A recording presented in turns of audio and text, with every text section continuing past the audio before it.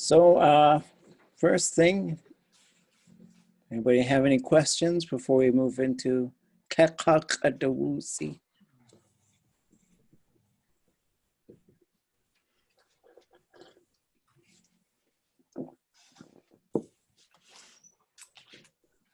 I have a question. I woke up today thinking about verb stems. They have to be short and high, or long and low, or long and high. Yeah, And well, that's as far as I got, and I couldn't remember anything about why they are. And then I have two examples. Woo goot, long and low. They went there, they walked there. Ooh a gut, they got there. But I don't know why. so great. Yeah, there are three factors. So the first is the stem type. So basically you have 5 stem types. So you have open, fading, which is also open, it has a little H after it. Then you're gonna have like a closed, plain, common type. You're gonna have either ejective or glottal, which just means they never go low. And then you'll have invariable, which means it never changes. So that's the first thing, is you're gonna have one of those 5. Then from there, it's gonna be a combination of the conjugation type and the verb mode. So that's what it comes down to. So basically, if we start with a perfective, in a positive perfective, all of them, all the open ones will be high. If there's zeros, everything else, na, ga, and qa, will be long and low. So long and high for 0, long and low for everything else, right? So you say hua cha, hua ta. So that's the formula. For the closed ones, basically all the zeros will be short and high. Everything else, na, ga, and qa, will be long and low, unless there's no low version. So that's why, like, khwashat is a ga conjugation. So we expect it to go low, but that verb stem will not go low. So ade khwagut is na conjugation, right? So you'd say ade nagu. So that's why it ends up long and low. When Kaylee came home, she said something. So, but then, and we're going to start getting into other modes as well. And so we kind of have only done, I think as a group before this, we've probably done it before, the perfective. So the future, the positive future will, no matter what, all of them will be long and high, unless they're invariable, right? Unless they're invariable. Yep. So you'd say, ik khwasakhan, right? And then if it's a negative future, they will all be long and low. Okay. I got a little bug flying around. I might be just trying to get it sometimes. So, yeah. So shot should always, it should stay high all the time. The thing that I'm trying to get a little bit more clarity on, and maybe I'll talk to Zeosh about, is I was thinking that when you add the relative clause marker, so you'd say duyakanagudi, I hear it going low, putting that suffix on there. But then sometimes they're staying short and high. So that's something I'll check back on that later. Okay, I'm glad you're dreaming of grammar. People like to say, we did this exercise this summer. I heard it from someone else, but they said, what did you want to be when you grew up, when you were little? And I said, I didn't dream of labor. I just was having fun. And so, anyone else got any questions, thoughts? I had a really quick question. I actually had someone in our community, Terry Robbins, she messaged me about, she goes, hey, I hear sometimes you and sometimes other kids your age go around saying cheesh. And she wanted to know, like, if that was slang for thank you. And I said, yeah, we kind of just shorten it up for some, I don't know if it's just a generational thing or what. But then she asked if she was allowed to use it. And I said I thought that she should ask the people it's directed to what they prefer. And that, like, typically you wouldn't, you know, say that to like an elder. Kind of depends on who you're talking to. But can you like enlighten me about that? I know it's like not proper or anything, but we do say cheesh a lot. Darn kids. No, yeah, I think this is something that has come, and I'm not opposed to people creating slang with Tlingit. And so there's probably some old schoolers who might get grumpy about it. That it's just boiling it right down to the verb root, which is, you're probably just saying possible, right? Grammatically, it's not really grammatical. Sometimes you can just use a verb root if it's a noun. But some of them, or if it's a zero conjugation, sometimes it just works out. Like, ha, you're only saying the verb root, but it's slang and people know what you're saying. But there were some folks who were asking me, they're like, why is everybody saying cheesh? And I say, no, they're just taking control of the language and making it their own. And I think it's fine. I guess cheesh is better than guna, or right? You know, so you've got some other options is when people just contract stuff. And I think it's fine. As far as like, if people are asking permission to use it, just encourage them to learn the language. Say, yeah, learn the language and use it. That'd be great. But if they're looking for permission to use specific words and stuff, it's a good start. I generally don't say no, but I try to get them to learn a little bit more than just a single syllable. So.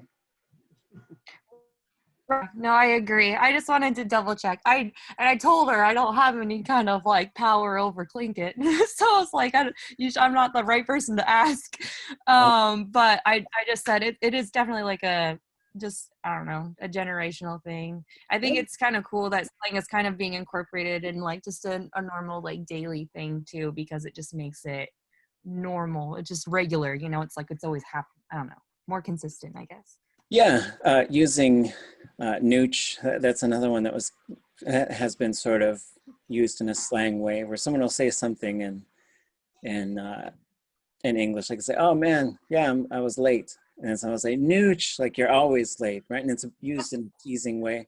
And I'm also not against that, because it just it has us using the language more and more. And what we want to do is just keep introducing it and keep introducing it. And I know some people might want to shut that stuff down and just say, you know, keep it pure, keep it old school. But for me, I'm just like, yeah, that's what people want to do, you know, let them take control of the language a little bit. We're still working on the finer points that try and keep the other things, you know, it depends on the use. Like if they ask you to stand up and give a speech at ʼatuwa.áx, maybe don't end it with cheesh, you know, maybe just say the whole word. But if you're just with your friends, you know, whatever. And so we talk about this too, like the types of Tlingit. If you just hang out with your friends, like depending on what you guys talk about, there's not a whole lot of firm boundaries. And then when it starts to get like someone you don't know very well gets into the circle, then you got to be a little more careful, because you don't want them to go back and report on you and say, oh, you should have heard the stuff come out of that guy's mouth. And then there's the public speaking portion, which is getting more formal and more sort of structured. And then there's getting into oratory, which is very structured. So yeah, and so it kind of depends. Well, Cheesh for that.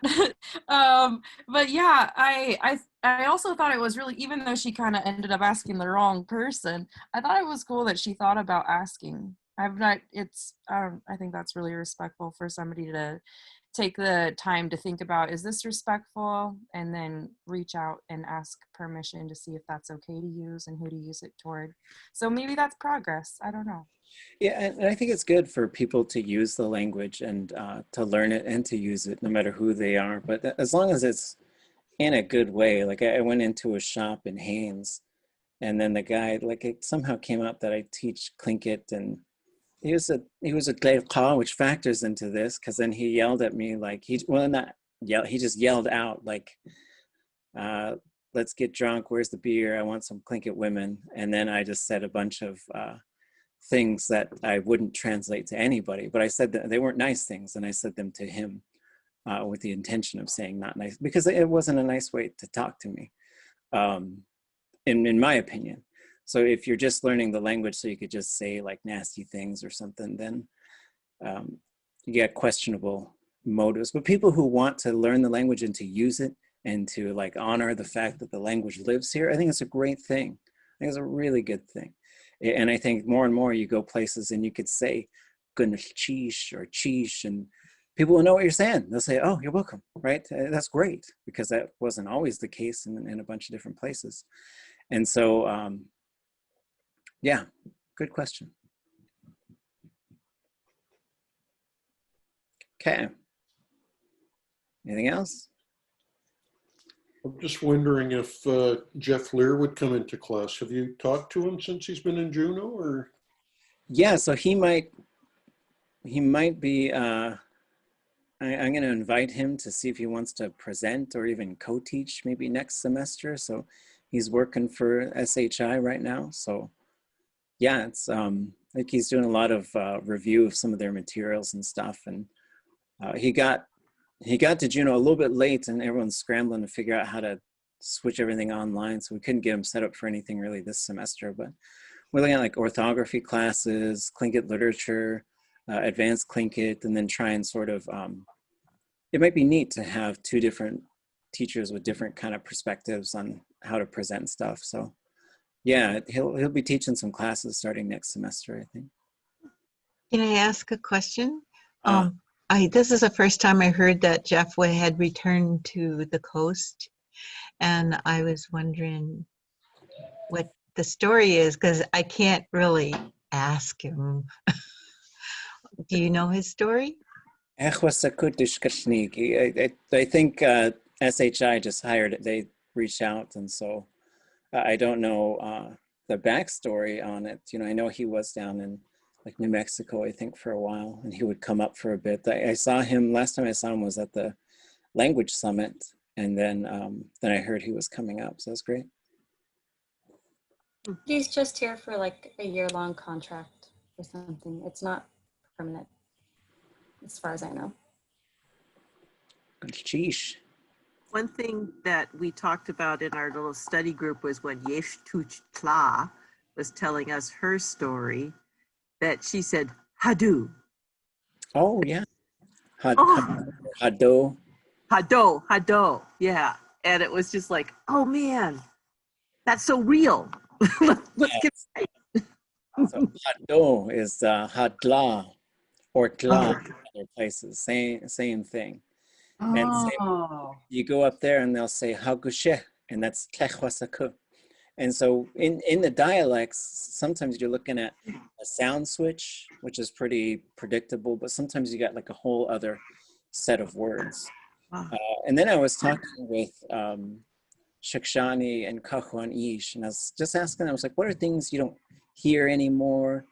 And I think they brought up Satqayeqa, and then they brought up Hahakushe. And Hahakushe is something you say when like, you're really kind of shocked and in a kind of a negative way about things. Or maybe that one is, I'll have to look at my notes, because there was another one which was Kushkadana, I think is that one.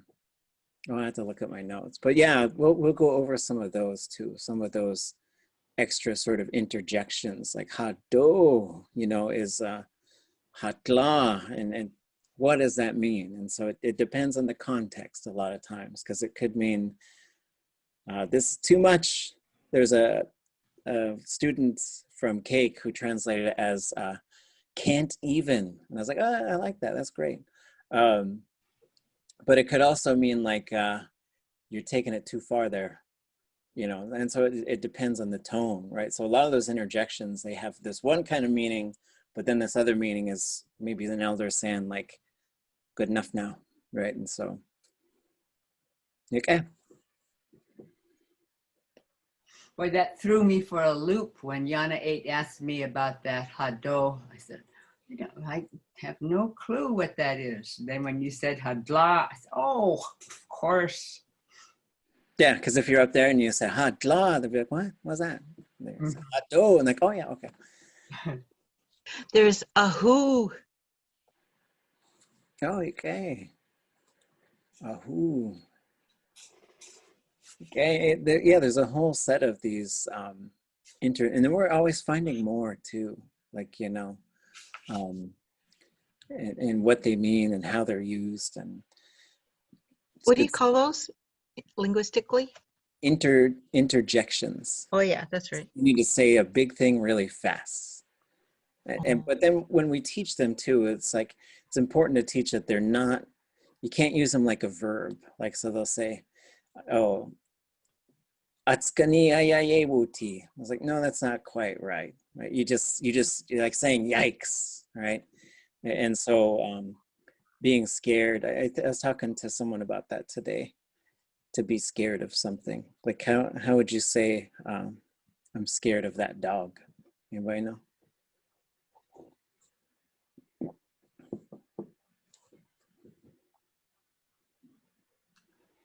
So it's, you could say, ʼaduwóos'i, ʼaduwóos'i. So ʼaduwóos'i is the verb. And then you could say, ʼaduwóos'i, ʼaduwóos'i. And so the dach attaches to whatever you're scared of. And so, and then they said, ʻi dach ʼaduwóos'i. I was like, I'm just me. We're just chilling. It's fine. Okay. Tleiḳáa ʻaduwóos'i ʻaduwa.áx Yéi At Tlingit ʻaduwóos'i wushu ʻaduwóos'i ʻatángi ʻaduwóos'i ʻaduwóos'i ʻaduwóos'i ʻaduwóos'i Tleiḳáa ʻaduwóos'i Tleiḳáa ʻadataya tundet adat to ti away ʻaduwóos'i just wal Tleiḳáa ʻaduwóos'i Tleiḳáa wasakautu Tleiḳáa Tleiḳáa ʻeshkake yachyati weta yach wal Tleiḳáa agakagachtu in kachwanik dasadat tiu de tunk Adusadu tuasugue shukwa ai sha da shakik yak ai.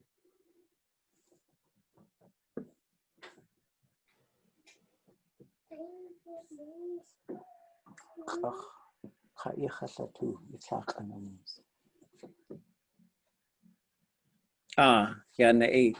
Wa'eke? Right.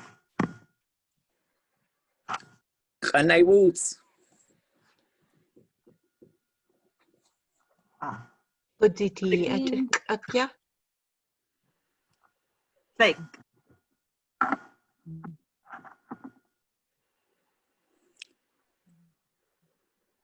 ʻaduwóos'i ʻaduwó. Yanaka? ʻaduwóos'i ʻaduwó. Like, Not down, please. Haa Yoo X or Haa Yoo X. Okay. Johan, ye awechwa ach ajiwu. Jiwu. Daukun chus ach jiwu ya do'at chus. Daukun age a chus. Sweet yach. Daukun Ah. age chus. A chak age chutziti. A Like, chak. Like. you know, Kesh dachte se. Huhiek Zuyeyanaka E question. Could Kusti what's a Yéi At Wooneiyí Kujiti Atakwe?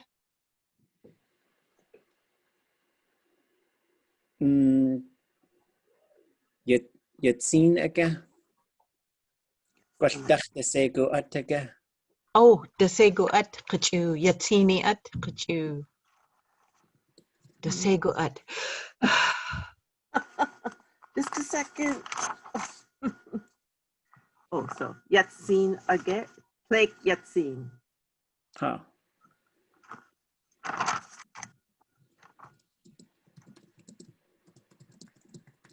Yidat yisuku klechus klech achak gwashe kayani again. Tleiḳáa. Wow.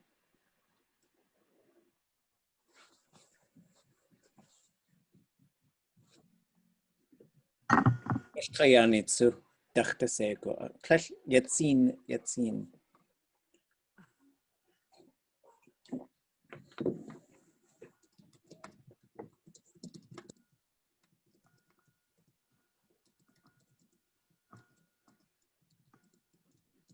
Tujakyati aga. Tleiḳáa.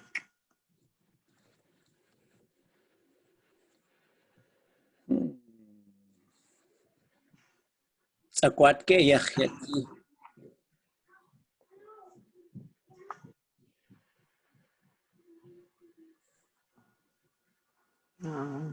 Sakwat dasat sakwat yachyati ya achtaan. Khasaka. Ja, sakwat yachyati jayeko gang. Oh, yeah. Tagwat Yachyati. Yeah, awe. Tleiḳáa.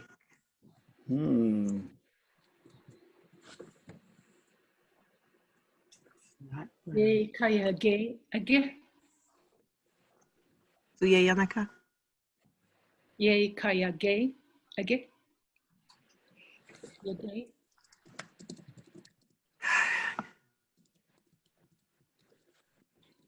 Yage. Oh, you gay? Like, Wanganese.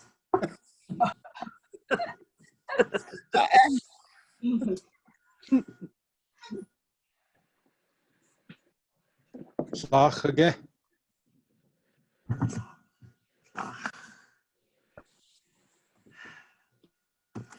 My dictionary out.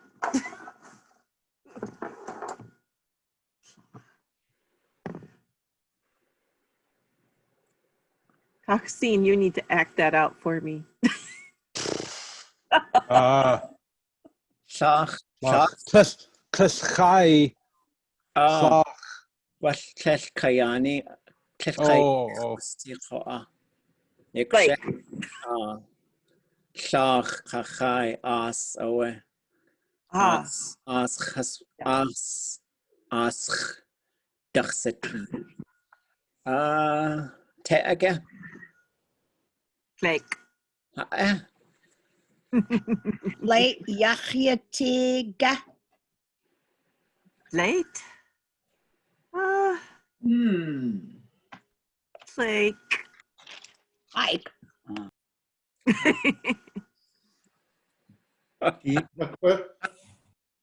Een akwe. Zuyeyanaka. Heen akwe. But it's not, that's not the final answer. Goose akwe. Tleiḳ. Tleiḳ? Oh, oh, Tleiḳ. okay. Tleiḳ. Tleiḳáa. Tleiḳ. Tleiḳ. Yeah. Kuyayanaka. Yeah. Tleiḳ. Pwllagwsaga. Tleiḳ. Shashakige. Tleiḳ. Siu again. See you. Tleiḳ. Nadayihin again. Tleiḳ. Did I win? Hey, Kwage. Sit, sit, Akwe. Kuyayanaka. Sit, Akwe. Tleiḳ. Oe Yéi ʼatuwa.áx. Tleiḳ. Us. Yakusha. Ding, ding, ding. Okay. Wuk'echa.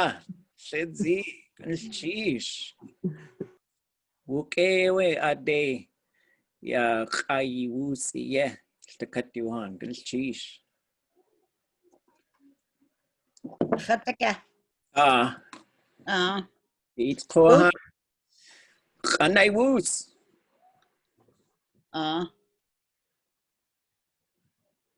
Kasegu Atakwa. Kasegu. Tleiḳ.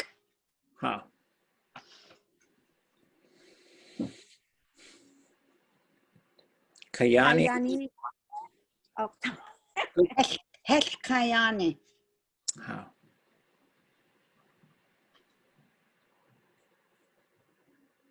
He again. That's it. He. Te. Tleiḳ.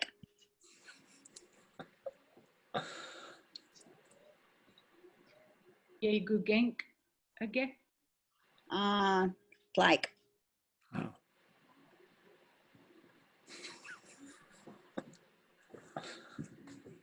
Yagay again. Yagay. ʼatuwa.áx again. Tleiḳ. Tleiḥáa. Tleiḳ. Tujiachaga. Tleiḳ. Tleiḳ. I kid. What's a good to us a good take Hai Sakai? ʼaduwóos'i Tleiḳ. again.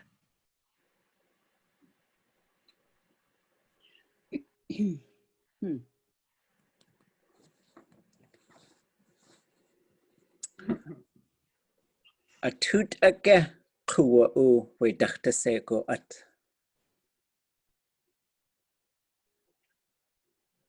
Hell Dasego. Das a toot. A toot aga kuwa o dachte sego at kwash katuk kwash a toot aya hastud nati. Tleiḳ.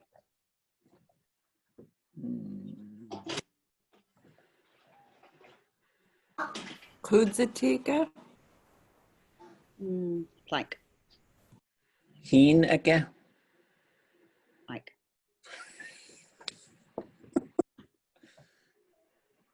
Nasa uyech yuan. Gooch again. Hell gooch. Gooch again. Tleiḳ.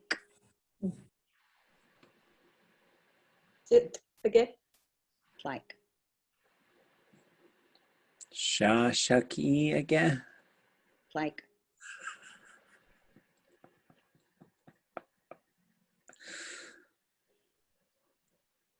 Fiat again. Das a. Fiat. Tleiḳ. Siat kwash liat. Lliat. Lliat. Tleiḳáa.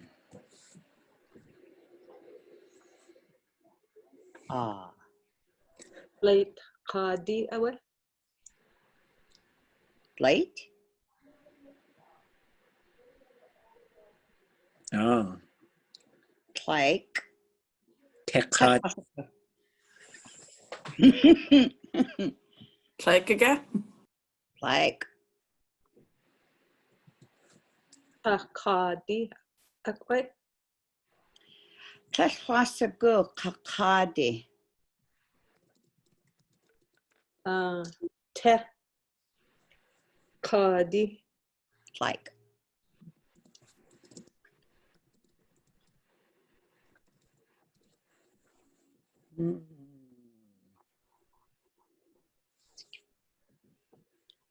Sean unique. One. Sean unique.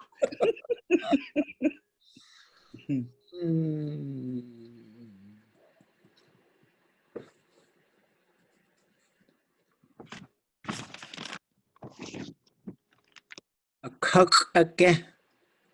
ʼatuwa.áx ʼat. Like A cock again. ʼatuwa.áx ʼat. Question he.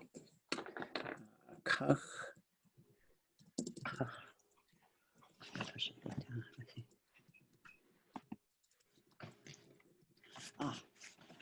Wakdana.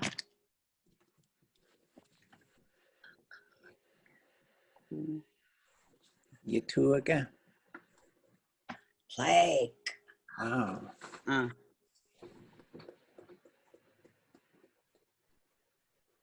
Goose again. Tleiḳáa. This again? Dasa? This? Tleiḳáa.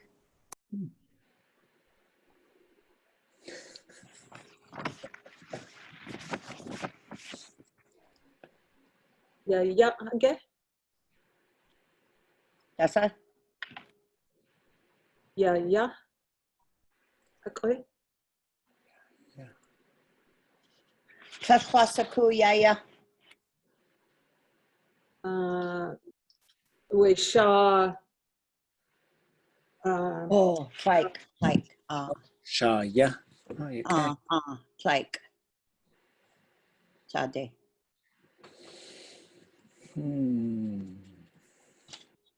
Shaw, nach again.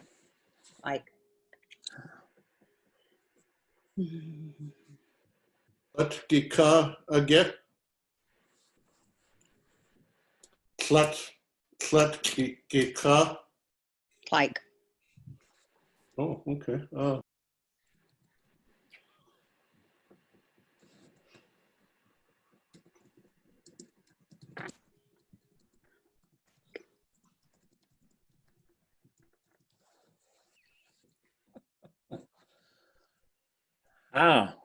Cachietích. Cachietích.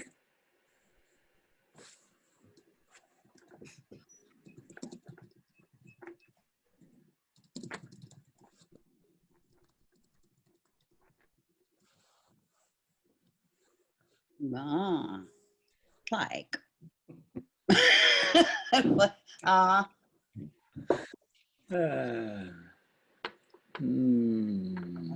word. Oh. Dasa?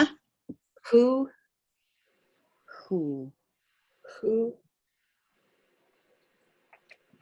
Like.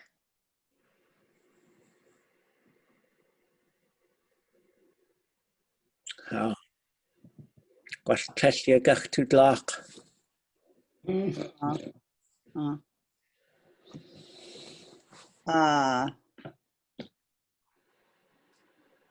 ʼaduwóos'i. ʼatángi. Tleiḳáa.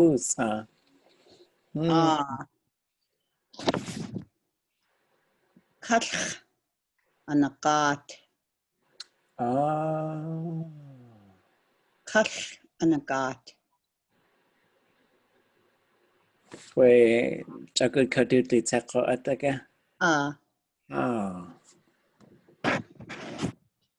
Okay. Okay.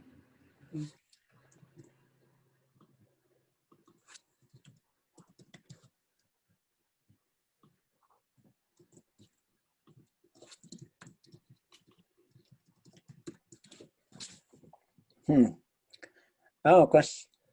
The cut ye de do the sec again. Gosh, wait. Okay. Ha. Gosh, just wait. The attack was a gagachtuap. Hetwasa o Tleiḳáa. Yak Johan gul sheesh. So gag was chakutat.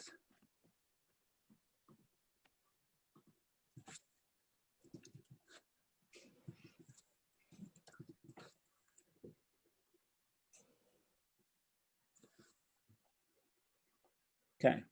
What?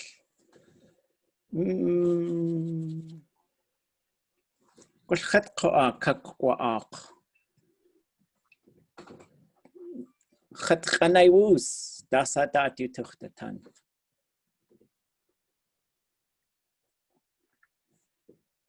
Yasegu at aqua? Kesh at kutu adi koa dachte sego at. Kesha kegu kuste.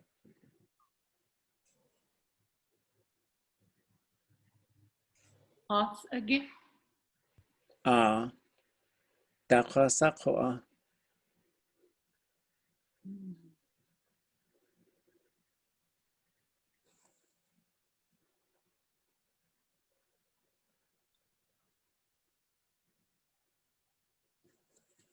Kai. Like. Yéi. Like. Tlach. Jesus. Like. What had ʼaduwóos'i a dat we as? It's just isa.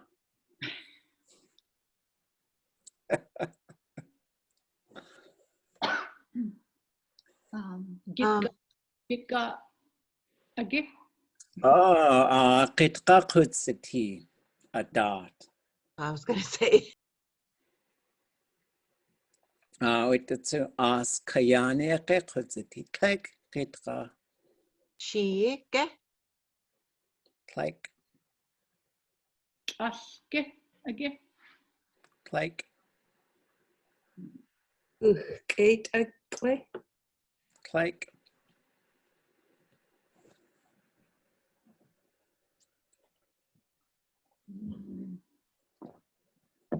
On owe uqchai atqa o qudushi.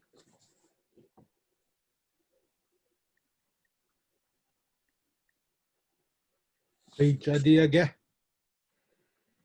Like.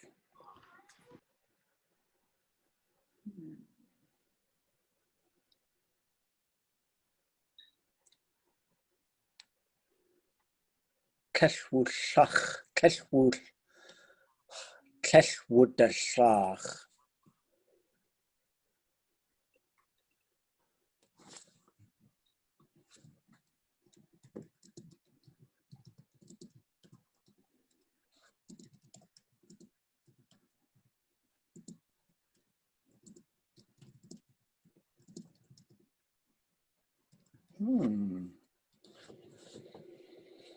Daqasa o yachqa'a.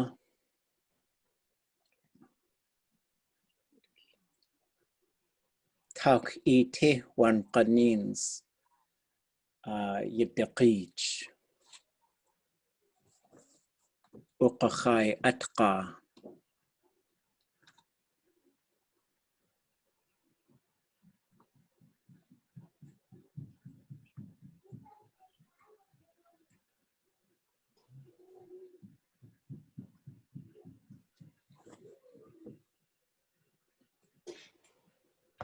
Yan again?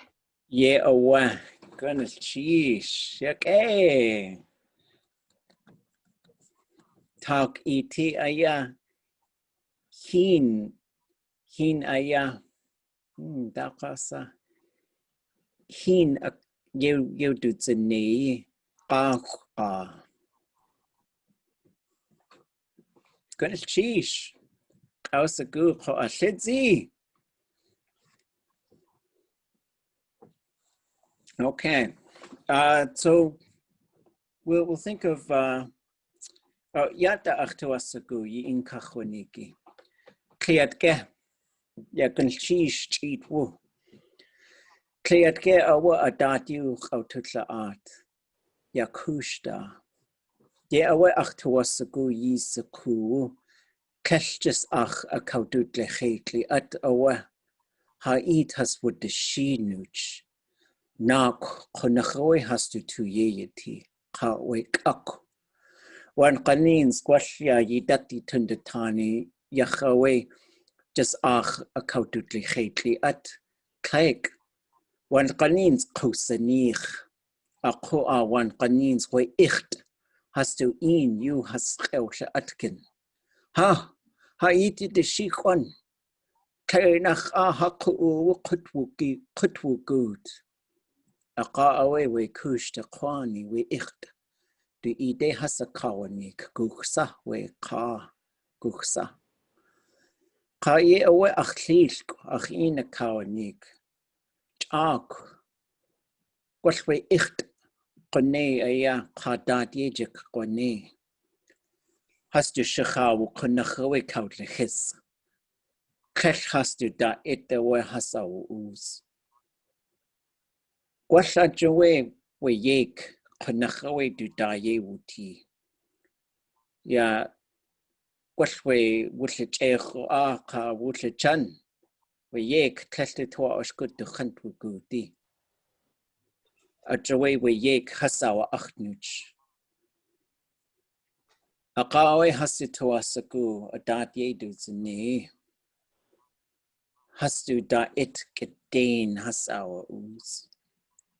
Kunachawe hastu jiu chitzini hedu. On awe has shakautliya kunachawe. We kushta kwash has awaskuun. Qoneyak wahich we icht da duneyi. Ye awe kwash drone kudziti weka we on. Ausatin kunach de ki dach.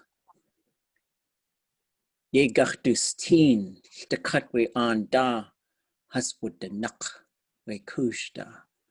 Has du tawasagu has ausatin we icht kunugu. Ya ye dat ko at tesla dat you hadutli art. We wasaha it has would the she. Ka has would the tish nuch a joy one kanins. Ha hasusanich. Ya yidatcha wan qanins hayatki has to in skadutlinik. At joy tesha tua or skutlay nach aya at haswugudi. We ask tuch kanich kuk. Ye aweko Qanach has yak qanach tlitzin has to yeti. Gulchi shach is achi. Tleiḳáa enachi ide kakwanik. So Cheat Woo gave me a great reminder, which was, we were talking about the kushta like it's only a scary thing, and it's not. And so I wanted to make sure that we had a chance to talk about that. And so a long time, they always help us. And there's a relationship, a very sacred relationship between the people and the kushta kwani. When someone was lost, the icht would have a ceremony and ask them. And they would, even if they were trying to get somebody, sometimes they would tell the icht, usually where they were. And my grandpa told me that the icht, they didn't really clean themselves because there were these spirit helpers all around them and they could hear them all the time. And so they would keep themselves, their hair would be really tangled and stuff, and they'd be look kind of dirty, you know, because just that human sort of smell keeps those spirits from wanting to be by them. And so that's how they didn't go crazy, is what I was told, because they'd just be hearing it all the time. But when they needed to do a ceremony, they would cleanse themselves. They had these special combs to comb out all the knots in their hair. Their hair was basically almost like dreadlocks, you know. And my grandpa said, if, you know, I think about it like a drone, they didn't exist when he was telling me that, but he said, if you could just look from way above the village, you would see that those landowners were just all standing around the village to watch what the ʼicht was going to do, because they're real curious about that. And so it's not just scary stories, it's sacred, important information. Same with the ʼicht kunugu, which we could talk about other times. Was and this is heavily influenced by Christianity, and there's lots of people who don't want to talk about it. But I just want to, you know, I don't know a lot, but I know that it's something we shouldn't just let go of because we think it's scary. And we use these stories to keep kids from going into the forest by themselves and down to the beach. And there's all kinds of reasons for that. And they do come and they do take people and they try to take people, and there's all kinds of stories about interactions with them. But we just also need to know it's not as simple as there's something bad and scary, because they do. Them and that little owl without the tufts, which is also called ʼatuwa.áx, and it's also called ʼaduwóos'i, and it's also called ʼatuwa.áx. So I've heard all four of those names for that little owl, and they sometimes are there together. And so just want to make sure that we're just kind of talking about that as well. And it's stuff it's hard to understand. It's not always fully known, but it's stuff that people did like to talk to or talk about a long time ago. Okay, any thoughts or anything else on that? I have a question. So do you think that all of those four names refers to the little owl without the tufts, or could it be different kinds of little owls without tufts? That's a good question. I think it might be the same one, but just because we were talking specifically about ʼaduwóos'i, because we were getting translations as a hawk and a hawk owl and an owl. And then when we look at the stories, they talk about it having the curved beak. And then it was, we were in a session with some elders in Juneau, and they were saying it's called ʼatuwa.áx because it says that to people. You know, sit in the woods, y'all sit in the woods. And then it was Haa Yoo X who said it was also called ʼatuwa.áx. And he said it, he specifically called it ʼaduwóos'i, and then said it was also called ʼatuwa.áx. And then it was Irene Caliente in that other conversation with the elders who said, yeah, it's also called ʼaskatuyak, so magic in the woods. Hechwa is generally magic, right? But it's what the ʼicht would sometimes utilize to help people. And then it's also could be used to talk about like really pumping someone up with some inspirational energy and words. Even like when they would bring the old people in to talk to the kids to get them charged up, and that could be called ʼaduwóos'i.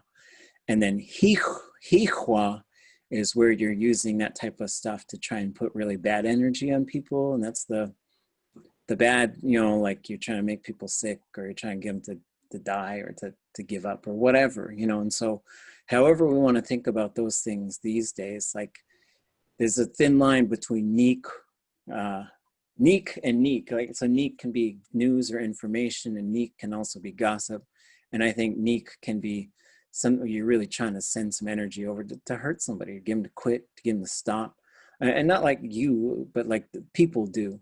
And so these are some things that we should probably have some mechanisms. Just, I've seen stuff, language gatherings, just nasty, ugly stuff. And we want to stick to the positive, but I was in a meeting yesterday talking about Molly of Denali and the writers for that. And somebody said, well, here's a chart, and it's a chart of emotions. And it can't always be just the good stuff. Sometimes you got to talk about that, the anger and the other stuff too, because people, you know, trauma it can convert to pain that you don't let go of, and trauma can convert to anger, which can convert to intent to do harm to others. So that's a nikdain, right? So that's what Haa Yoo X would say.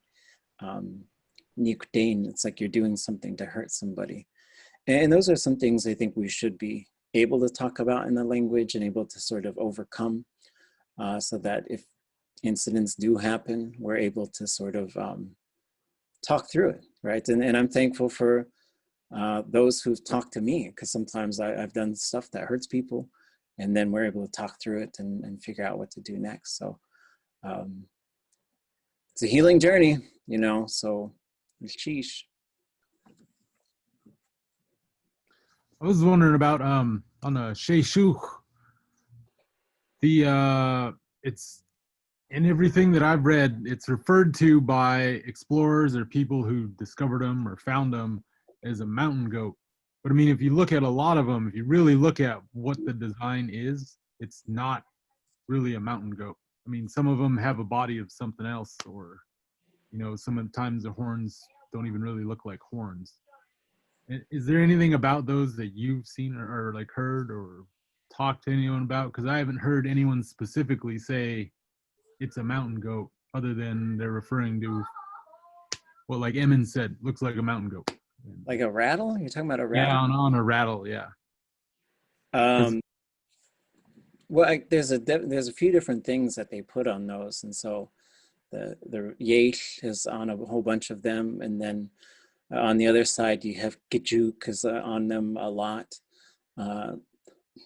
Then you have Shogun, the oyster catcher, that's on a bunch, and so there's a bunch of these bird-shaped kind of rattles that they used to use, and then those ones had a pretty common thing. So and then there might be some kind of icht or nauktate that's carved on the top of it, and then Yéi maybe torturing them, or hicht, sharing knowledge. So that the tongues, the connected tongues, is usually like some kind of knowledge sharing, or like could represent a time when the people went down among the ʼquani. So ʼquani is when you say, like, you see that animal as human beings, like they took their skins off and they're talking to you and stuff. And so sometimes it represents that.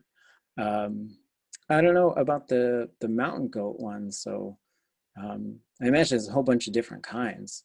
But that might be interesting. Like, so I was thinking about this. So I sent you guys this translation exercise. If you didn't get it, let me know and I'll make sure to send it to you. And that'll be our midterm. I think for our final, I think it'd be really fun if you did some sort of presentation where you just talked about, you explained, like, here's a whole bunch of rattles. I'm going to talk about these rattles, but all in Tlingit. So it cannot be like, here's a bunch of stuff with Tlingit words. I want the whole thing in Tlingit, but you got months and months and months to put it together. So that's maybe, I'll propose, it's negotiable. If you come, you know, people used to march down to my office sometimes angry because I try and give them too much work. You can't march anywhere now, you know, so, but you could certainly negotiate on if you want to do something different or you think it's too difficult. So basically the translation work, it's a story. Do as much as you can on your own, and then maybe next week we'll start talking about when I can lift the ban on working together. I'm not trying to keep you guys from working together. I'm just trying to say, like, do as much as you can, so that, like, what if you're by yourself and you got to do some of this work? Because I love the teamwork, but then we'll move into teamwork. Then we'll move into going through the whole thing together. And then for your final, it's some sort of, you're going to just give us a presentation and explain something. I think that's really fun. Explain something to us using Tlingit, because then, and it could be something that you've certainly memorized, but stories are great, but stories also have a lot of mechanisms in them where you can memorize all of these lines. And so we'll do stories another time, maybe. Does that sound okay? Is anybody ready to start the riot?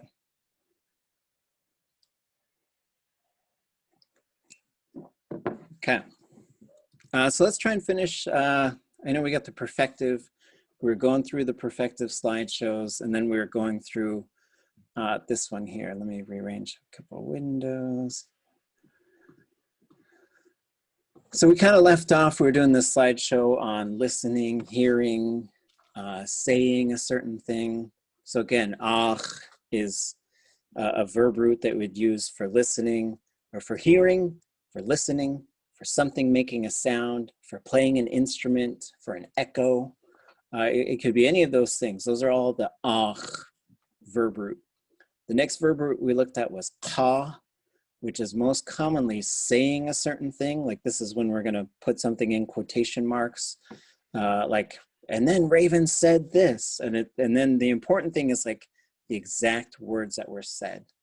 And then Yéi At is she or he said, they said it, and Yéi At Wooneiyí is they said it to him or her. So by putting the object in there and switching the classifier, now you're saying it to somebody, right? So your instinct might be to say like ach in Yéi At Wooneiyí, but you should just be switching it to Yéi At Wooneiyí. They said it to me, right? Then the couple unusual things about both of those is when they go imperfective, the verb actually changes. So it goes from yawaqa to qayaqa, and it goes from yausaqa to adayaqa. And those are unusual circumstances because it basically, in the first one, the thematic prefix is changing from ya to qa, and it's just unusual. And the second one is changing from ya to da, and it's just something you got to sort of just accept. You have no choice. And so now that gets us to ton. I think there's about like 10 different ones, but that's just kind of how I look at it. But if you look through, we've got like speaking, calling on the phone, making a speech, to stop talking, a different way to call on the phone, to think something over, to trust someone or to have faith in them, to make up your mind, to change your mind, to reconsider, and then another way to say reconsider. And then there's a plural form. So we have ton and ot. So these ones will switch, right? So things like, we were thinking about it, like that's kind of hard to say, right? And then we were talking about it. But when you kind of get down to it, you're changing ха to tu, right? And that's kind of the primary switch that you're making there. So here again, like make a speech, stop talking, to converse, and then again, to consider, to make up your mind, to change your mind, and then to speak to. So a lot of us have probably used these. And so if we look in the verb dictionary, so the reason I've got extra things from the verb dictionary is like, here's some extra verbs that are there. And sometimes you can just use them with kind of the same conjugations, but sometimes they differ quite a bit. So this one is to be converted. Or to have your mind changed, basically. So someone is changing your mind. To repent, you know, so Nation Story were missionaries, so sometimes their work is a little bit heavy on some of the repent language, but they did a lot of the icht sentences, so I'll give them a lot of credit for that. To discourage, to be unable to speak. I think dumb is an outdated way to say that, but to be mute, to be unable to talk. And there's a number of these, like unable to talk, unable to see types of things. And then to remember. So this is more like to keep it in mind rather than like, oh yeah, I remember that thing. It's more like keeping it in mind. So with that, how would I say you are speaking and you spoke?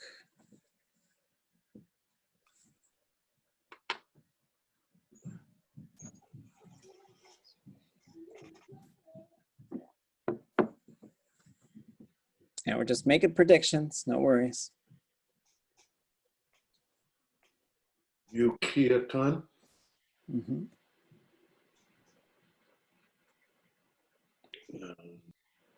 For which one? Oh, I'm trying to figure that out now. Yep. Sorry. You're on the track. And you are speaking have a suffix on it? We should expect a K, right? So for the third person, we should expect Yéi At Wooneiyí. Right, so we usually say Yéi At Wooneiyí for language. And so this is one of the things that Zeosh and I were talking about this summer, and he was pointing out to me, was when you make a verb into a noun, it has to go through one change that makes you think it can't be a verb because the verb can't work like that. So what happens was the classifier switches to -I, because you should expect Yéi At Wooneiyí for she or he is talking. That's why Yéi At Wooneiyí, we just hear and we're like, oh yeah, that's a noun. That means language. And there's a few others that work like that. So Yéi At Wooneiyí to Yéi At Wooneiyí. And then they spoke. We should be expecting Yéi Wooneiyí, right? Oh, I got the wrong one. Sorry. This is we'll get to that one. Sorry. So you are speaking, and we'll get to the difference between those. So Yaqaniditan and Qaiditan, right? And so this is the Qaniditan, speak. So that's how you would have a command form to just say, speak, just speak, right? And then Ya Qaniditan, you are speaking, and Qaiditan, you spoke. And so this wouldn't be like, it's going to go through a little bit of a change for the other one that we were just talking about, which we'll look at now. I got them backwards. So we still have, so now we sort of realize we're looking at this, oops, it's up here. Not this one. We're looking at this one. So we're expecting it to be plus D, right? So the D is in there. So you will speak.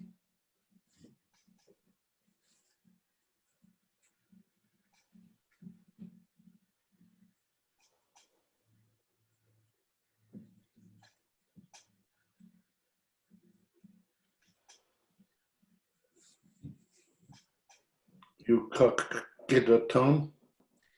Yeah, I think this one's not going to have the U on there. Oh, okay. Qaiditan,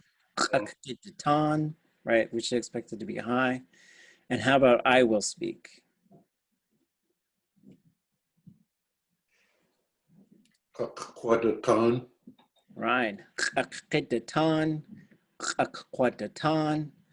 And so this is like not talking about it. This is just like, I'm going to speak, right? And so, Qaiditan, ʻatuwa.áx Qaiditāni, right? Or ʻatuwa.áx Qaiditāni.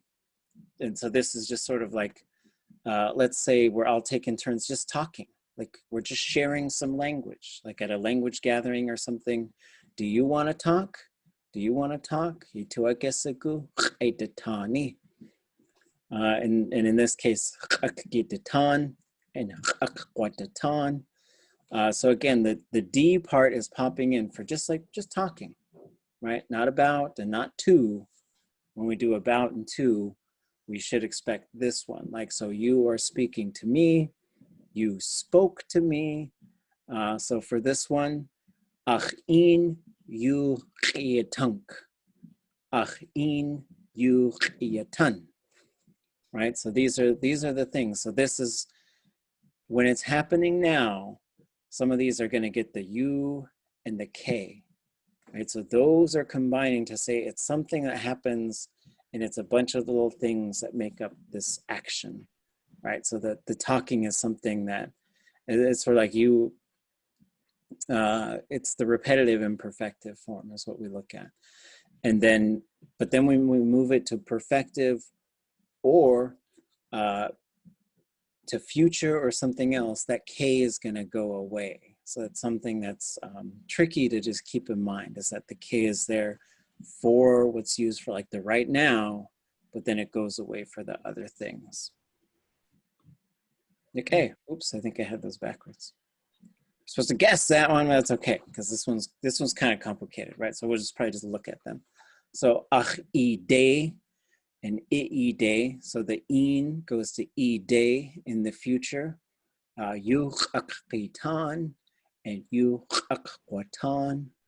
So again, this is not, and so some of this is just saying like speaking as opposed to speaking to. That's one of the big differences between this one. And also speaking about. So you could say adat. Adat yu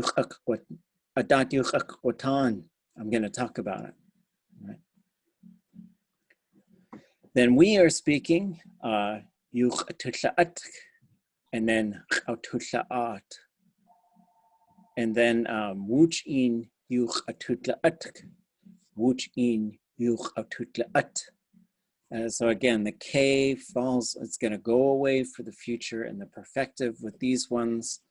And then let's see, I think I got a little brain guy. Here's a little brain with the Book of Wisdom. Can I ask a question, Kune? Why was that last one plus I? The imperfective there. Oh yeah, so the repetitive imperfectives in this case, like ʼayatunk, right? So that one is plus I because it's, oh, that's a good question. I'll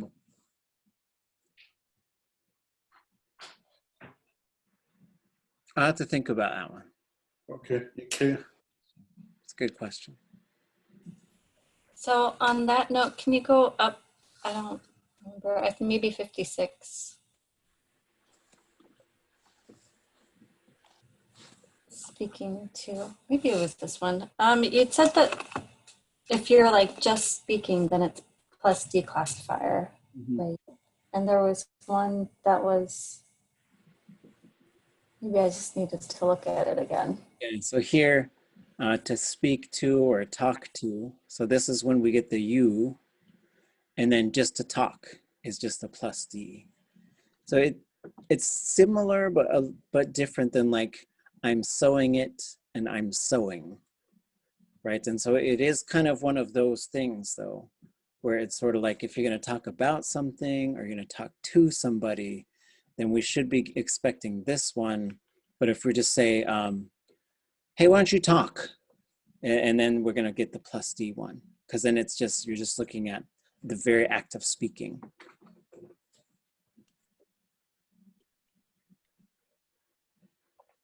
Okay.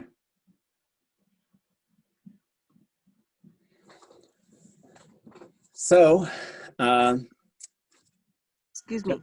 If you're on what you were on the slide that had the tan root with all the different little meanings. Our little nerd group was looking at tan because we thought, oh, this is the root that has the most meanings. And in Nation Story, it had 29 different entries. And in yours, it was like 37 or something of distinct little things.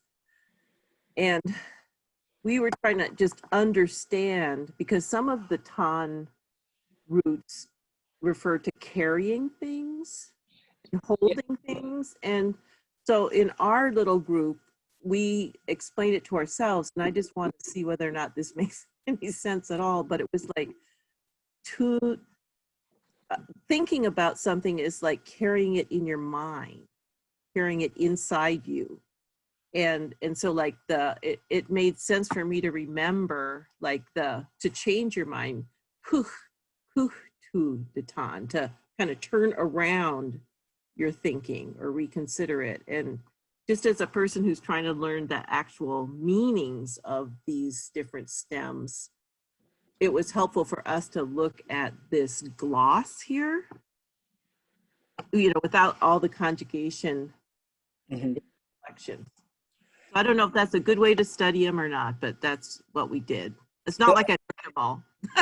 It's a good point, because if you look at, I think Naish and Story and Lear and Eggleston, and they have all the ton verbs under one single root. And so it could be covering, uncovering, carrying empty things, carrying longer things. Or for something to be leaning, I guess, a certain way. Well, I guess maybe I'll just look at this. And so when I looked at them, I just thought, in my mind, they seem like different things. They just seem like there's a series of roots.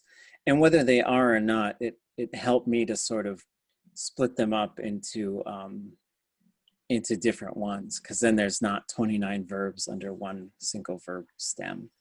Well, and I get the idea that there can be homonyms. They sound the same, they mean something completely different. And, you know, lots of languages have those. Right. So there's like the carrying and taking, the empty container. And maybe your head's an empty container. I don't think my head's an empty container because there's a brain in there. And then there's to cover and open, which is also maybe, but I was like, well, let's just tease them out a little bit. Then you have to take something, in this case, a long complex object. So like a bow or a gun. And so the gun, we're talking about the moving parts. And so you got to carry it differently because of the moving parts.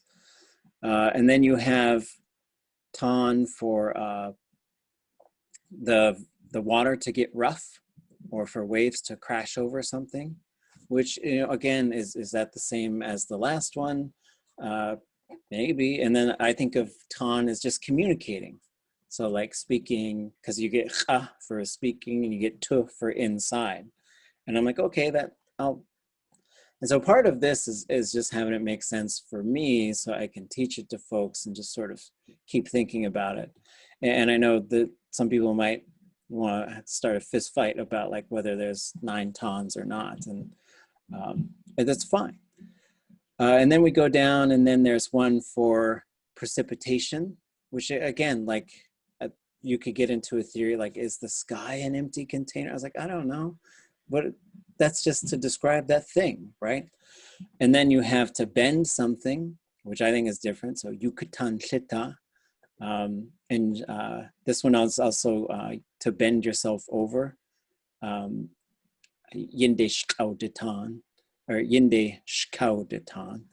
And then you have to be in the habit of something, which you only really hear most commonly in the perfective. So aukshatan. And so this one, like you'll hear sometimes, so aukshatanen. My uncle used to be in the habit of composing songs about everything. I heard a speaker who said something like that. There's fish jumping, which is not really used in the interior, which is kind of interesting. They'll just say, would you cane?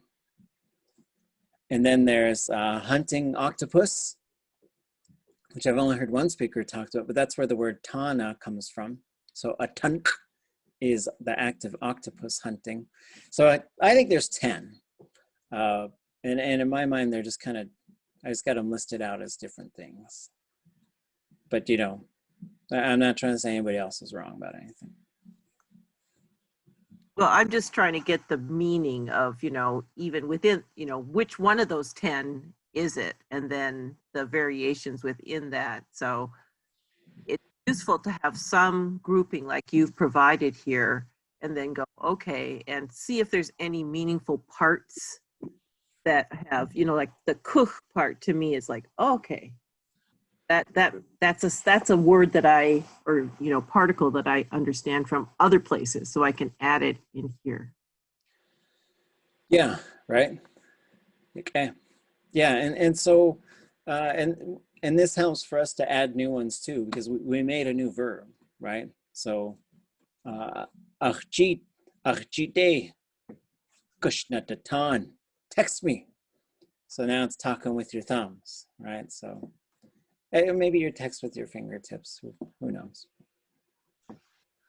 But yeah, those are good points. Like, how do you digest this stuff? And so like I've got some frameworks that I'm hoping will help. And then I think you use whatever you need to as well. And for me, it just seemed like they were different root. And there's a couple of times where I just kind of made that decision. And sometimes I'll talk to Zeosh about it.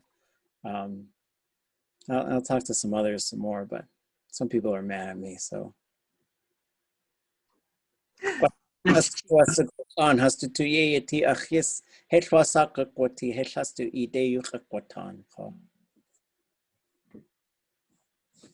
That's how I feel. That's my current feels about it. I don't want to name any names though. Okay, so let's try a couple other things, and I guess we'll go back to the perfective next week. Just sort of tying these things together for some of these common things that I think are helpful for us to say. Thank you all. Thank you for listening to me, and thank you all for listening to me. And not taking the time to listen, but this is the listening one, so we should expect the mouth to pop up in there.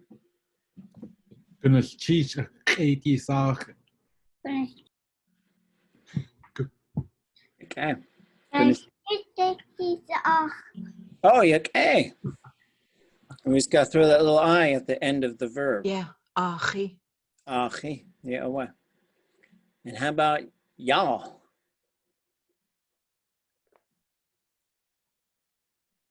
Gnalchish ʼachi sa'achi. Diga? Yeah, what? So goodness cheesh achait yisa'achi.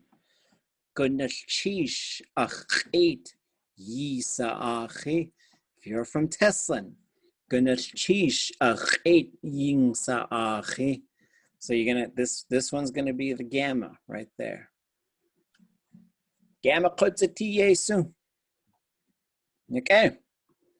Oh, I guess I'm supposed to have you guess that one. But here's like goodness cheesh achin kiyanigi and goodness cheesh achin kaishanigi. So again, just little differences between these, right? So kia is like you told me. Kaisha is we would kaisha. So there's some other stuff too I'm still exploring. I think the zero groups, they don't really go minus I, right? So goodness cheesh iyak eyi. I don't think people say goodness cheesh ik eyi. I still hear the ya just hanging on in there. But the other ones will go minus I. Yak satini. Goodness cheesh satini. And this is how we know that goodness cheesh comes from a verb too, I think. Because I hear people will say goodness cheesh satini. So why would the verb go into a relative mode if the other one wasn't a verb? Oh, okay. Yeah, of course. So I work on these in Keynote, and so what I'll do, this is the end of the slideshow, so I'll usually while we're working on the slideshows, I won't put the answers up, but now I'll put the complete version up this evening for this one, and then hopefully you can, if you can't copy and paste from that, I can export it into something else. Yeah, I can't get the text from Adobe to go into a Word text type of a document. It strips out all the underlined X's and extra stuff. So okay. if I use it for Quizlet, it would, I would have a lot of my own errors put into the phrases. So that's why I was wondering. Well, I could put a Keynote file in there, but that's kind of a Mac. I could export it to PowerPoint, if that helps. PowerPoint might work. Okay. I could try. Let's try that. I'll see what my other export options are. Oh, maybe HTML. Maybe I'll try that. I'll see what happens. Okay. I'll goof around with it a little bit tonight. And then, yeah, and I'm happy to share original files with people. And I say, do whatever you want with it. Make stuff, do stuff, change stuff, use stuff. Yeah. Okay. Okay, so I'll do that.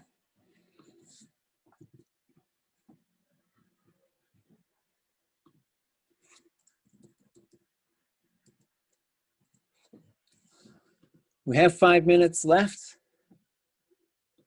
So I think we go back to this for a second. Just a little warm up. Get us, it's been a week or so since we took a look at this. So to know what the perfective mode should be, when we look at this, what are the things we look at in the verb theme to tell us how to predict all of these different things that are coming?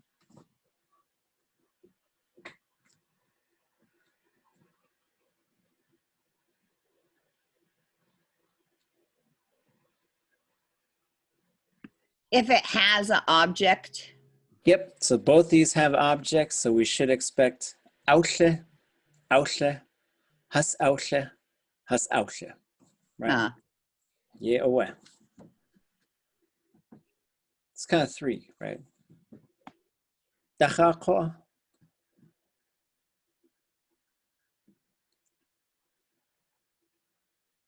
These will all have subjects because we're changing the subjects right down here. So the next thing over is the classifier. L classifier for positive perfectives. We're going to get all the way down, okay? And so the prefix for both of these are going to be the same. They're going to be identical, okay? What's the last thing we got to look at? What did you say about the prefix? They'll be identical. So when we go through whatever, once we get this side, get to the other side, we're just going to change the stem. Oh, okay, I get it. But now we got to talk about the stem. That's the third thing. How do we predict what the stem is going to look like? There's 2 parts to this. This is where we get hung up. I think it's something to do with the conjugation, and it's 0. Yes. All the zeros, these are both closed, right? So there's a consonant at the end. Even those are closed. All closed zeros will be short and high. So we should be getting ach, ach, ach, ach, ach. Then they'll change over here to chech, chech, chech, chech, chech. Okay? Totally predictable. Totally, totally predictable. So because they're predictable, yeah, tell me. You're going to have to say it one more time. Okay, no worries, no worries. Okay, so the first thing we look at is like, oh, is this open or closed? Oh, they're both closed. They're both closed. Right? Is this a 0 conjugation? Says so. And this says the first is ʻatuwa.áx. All the zeros for perfective, if they're closed, will be short and high. All zeros. Everything else will be long and low, but if it's marked high in the theme, it cannot go low. Like ʻaduwóos'i. That would be down here. But we got to start with like, I played the guitar or I played the instrument. So tell, when you said all cannot go low, the theme, if the theme is high, where's the theme? So this is the theme, the O, S, L, root marker, ch. If you see that, if the stem, so if the root is marked with a high tone, that's what tells you it cannot go low. Then you just look for that, and if it's marked high, there's no low version. And that would just be the root. So and this does impact some things, like so the positive things. So I could say you're gonna get it dirty. Right, so usually those go low in the negative future. There is no low version of this one. That's all that marks, is there's no low version. Okay. Okay, the key to get out. Oh, go ahead. All of this stuff is in what I consider the math portion of Haa Yoo X, which is like page 280. And 1 has all the CVV and all these sort of mysterious looking thingamajigs. Is it changed? Did it get better in the second edition? It never got better. It never got better. Okay. I fixed some of the typos, and there's a couple things that I changed my own mind on, which are just finer points, which I'd be happy. I'll show you next week what I changed my mind about. Edel changed my mind about it. So you said all closed zero conjugate or zero somethings are short and high, and we wanted to find that out. Would it be in this chart place? It would. So let me show you like where to look in Haa Yoo X for this. Although like that part of Haa Yoo X, Haa Yoo ʼatángi, really just sort of looks at the formulas for it. And then the idea is I'm working on this other verb book, which is like a walkthrough of everything and sort of a description of what specifically would be going on.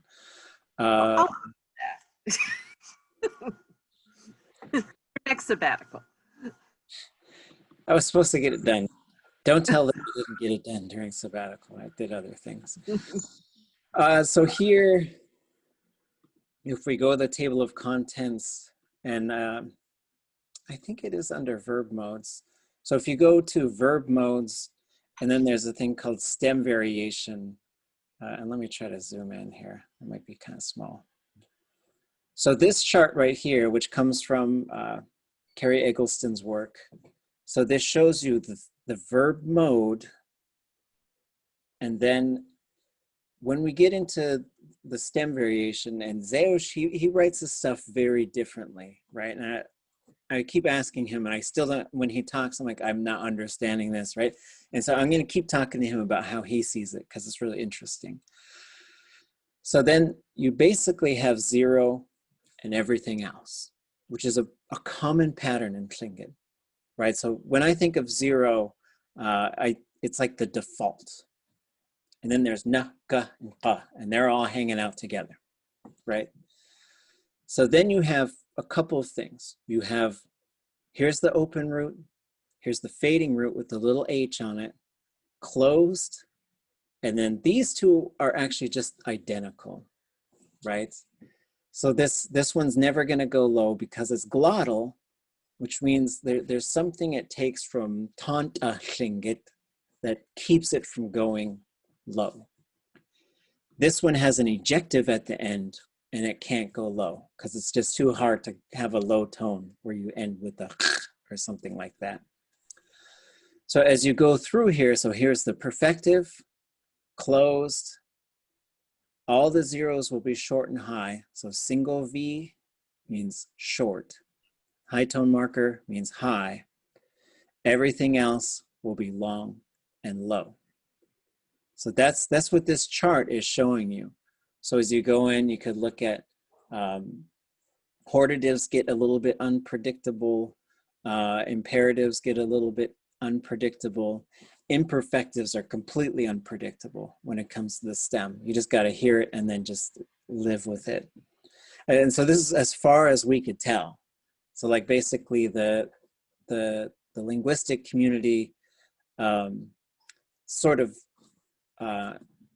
just talks this stuff out, and there's these conversations that go on about like, how do we understand this stuff? Now, how do we make it understandable to teach it? Because there is a lot to it, right? And so this is why a root and a stem are not the same thing. The root is that word and its meaning. Ton, that's communicate, at least in my mind. And then the stem is saying, is it going to be ton, ton, or ton? That's so what. If I don't have this chart in front of me, how do I know if a verb is glottal? Do you know what I'm asking you?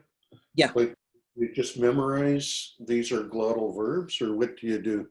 When you look at the theme, you just remember if it's marked high, it won't go low. Because it'll be marked in the theme as just height. There's a tone mark in the theme, and that's just telling you this one don't go low. Yeah, that's what I'm saying. If I don't have the theme in front of me, like how do I know it never goes low? Do I just memorize that set of verbs, or is I think so. I think you just, and so when I was talking about this stuff with Zeush, sometimes we'd be like, oh yeah, it just doesn't go low. It's one of the one, it stays high. And so, and this is a really good question, because it's like, I don't know if it's always helpful to just continue to use all these huge, like this never-ending set of linguistic terminology, which is helpful for some, but it's not helpful for others, because then they're like, okay, it's a potential attributive. Is that what you're saying? It's like, get out of town, right? Just chuk day. So the Mohawk have actually they really just narrowed theirs down to like, yeah, this is the doer. This is the thing, and so they just come up with their own sort of names for it in English. And then the Hawaiians are like, oh, we got names in Hawaiian for everything, because we did it all, right? So for us, I just start as like, what does this stuff tell us? And how do we start using it? And then maybe at some point we'll figure it out. But it continues to amaze me that if you have burst speakers, they know that stuff. So I'll say, ha, ya undergun. And then Nora would say, yay undergun.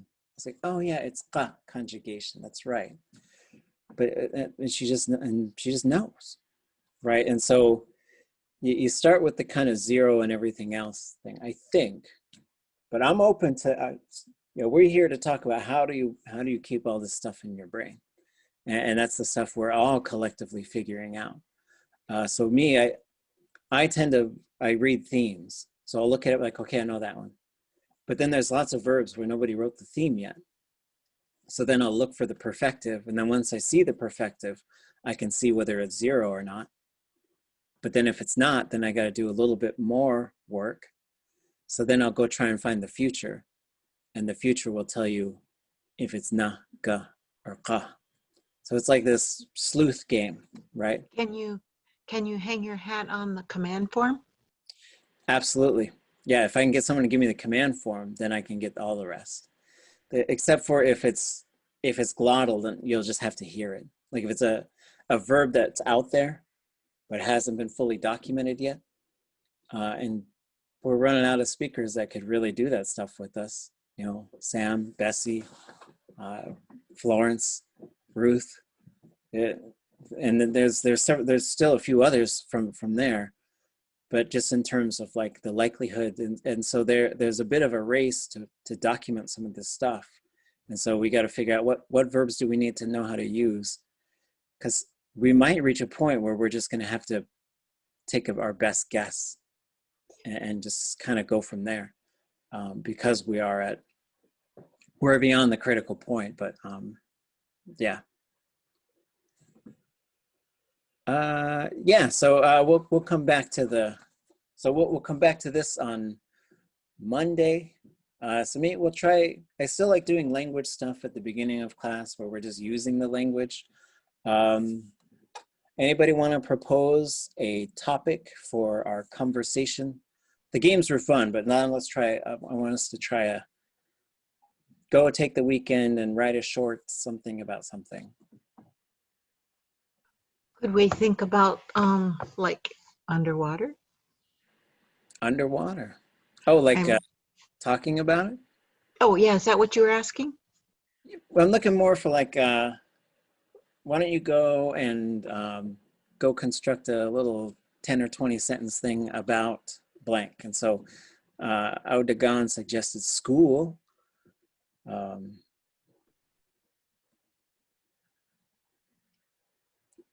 Another suggestion, yak. And so we can have multiple too. So I don't want to give you too much of a prescriptive thing, but come back with something to say and we'll all share. And here's what I would like for us to try this time. So you're going to take the weekend and you're going to write a little short narrative, right? It doesn't have to be a story. It could just be a statement. It could be something. But if it's school, for example, you might say, "Chidzi ka'i diltu, achawe tlechwushut wutudat, tlechut wutuat." it's difficult to teach because people aren't gathering together, right? Or something, it could be anything. So the two topics we've had suggested are school or canoes and boats. So you have, take your pick and just put something together. Use the resources that are out there. And what we'll do is we'll start class on Monday with everybody sharing their set of their narrative, whatever it is. And one person needs to respond to it, who's not me. And so we'll have to, and here's how I think we should keep track of it. So let's say Tleiḳáa gives her narrative and Yana 8 responds to it somehow, or just whatever comes to mind. You two are off the board now. Now we got to get everybody, that way it's not the same people. I just want to make sure everybody has a chance to talk.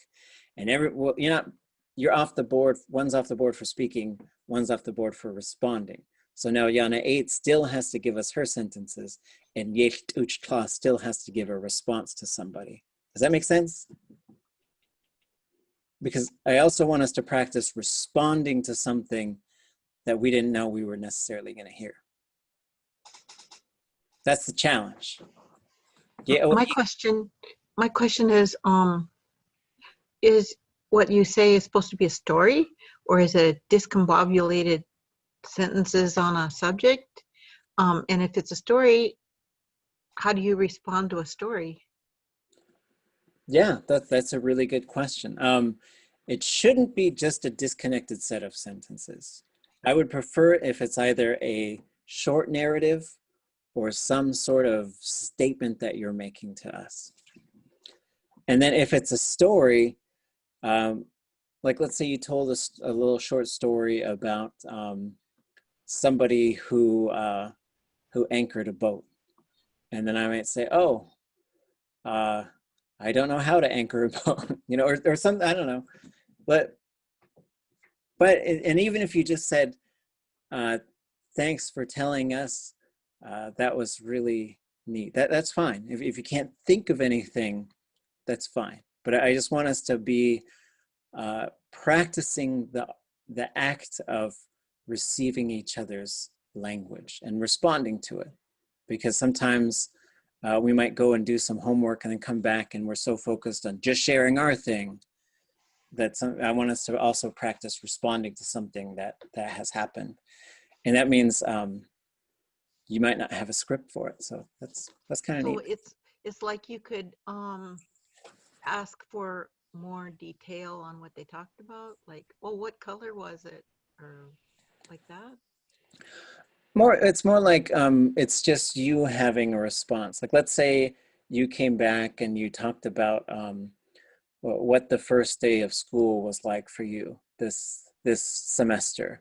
And then I might say, oh yeah, me too. I had to do this type of thing. And then boom. So we'll kind of see how it goes. I don't want to give I don't want you to feel lost, but I also don't want to have like too many scripted things, if that makes sense. And I'll try and keep track of everybody. And I want to make sure everybody talks too, because the other thing is, it might be easy to sit there and then I'll just talk for 45 minutes. And I'm like, I want to try and do something a little different too. So we're challenging ourselves. And then we'll go back to the perfective thing, because then we're going to go through all these classifier ones.